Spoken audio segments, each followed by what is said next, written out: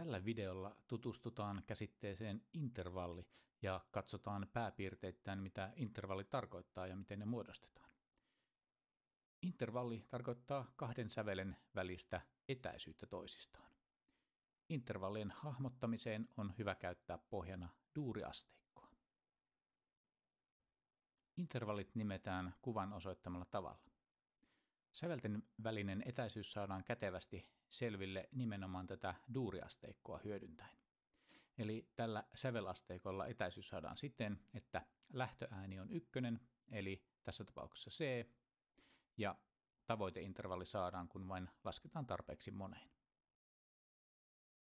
Kaksi säveltä, jotka soivat samalta korkeudelta ja nuotillakin ovat kirjaimellisesti samalla viivalla, eli etäisyyttä ei ole, muodostavat intervallin, joka on nimeltään priimi.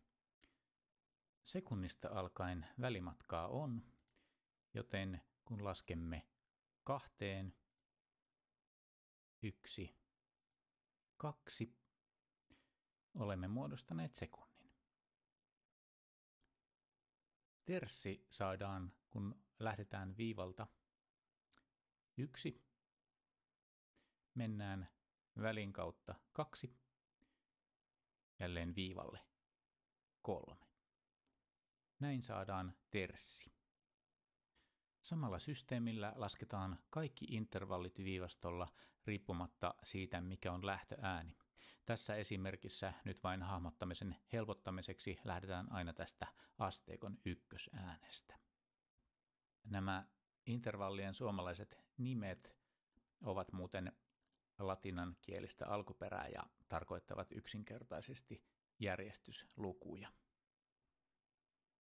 Tämän opetuksen puitteissa tavoitteena on oppia tunnistamaan intervalleja nuottikuvasta sekä kuulonvaraisesti. Kuulonvaraisesti intervalleja on musiikin hahmottamisen kannalta hyödyllistä harjoitella ainakin näillä tavoilla. Intervallien tunnistaminen melodiasta, eli eri aikaan tai peräkkäin soivat sävelet.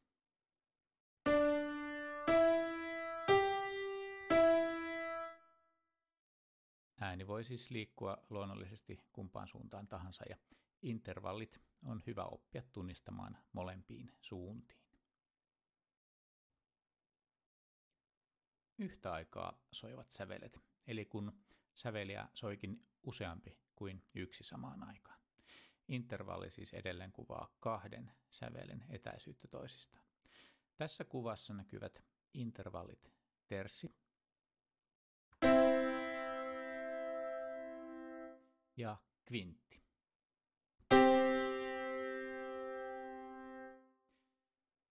Näiden kahden yhtä aikaa soivan sävelen hahmottamisesta on hyötyä jatkossa esimerkiksi sointujen tunnistamisessa, joka sekin on musiikin hahmottamisen perustaitoja. Tässä esimerkiksi tämä duuri-kolmisointu.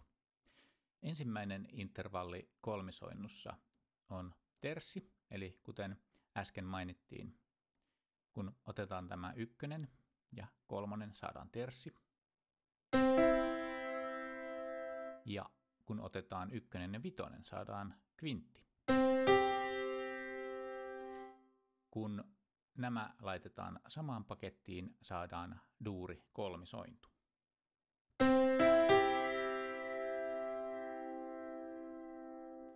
Sointujen muodostamista harjoitellaan erillisessä osiossa. Tämä vain tällaisena huomiona tässä kohtaa. Käydään tulevilla videoilla nämä kaikki intervallit yksityiskohtaisemmin läpi.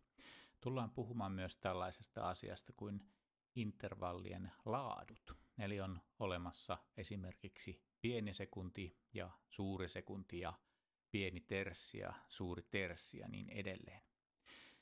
Tässä vain tämä intervalliasia pähkinänkuoressa. Mennään tarkemmin asiaan heti seuraavassa osassa. Jatketaan siis harjoituksia seuraavalla videolla.